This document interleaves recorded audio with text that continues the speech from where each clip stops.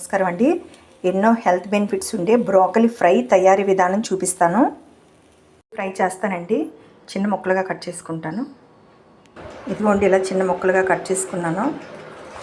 Broccoli కాండంతో కూడా పచ్చడి చేసుకోవచ్చండి, తర్వాత చూపిస్తాను.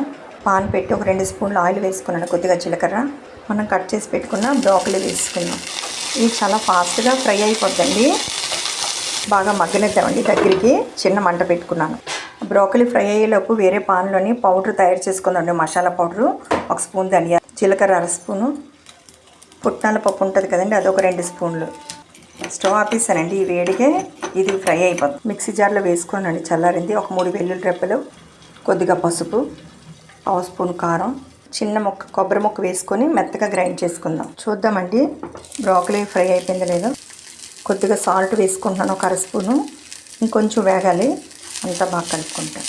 బాగా ఫ్రై అయిపోయిందండి. మనం తయారు చేసి పెట్టుకున్నాం కదా ఈ పౌడరు మిశ్రమాన్ని ఇందులో వేసుకుంటాం.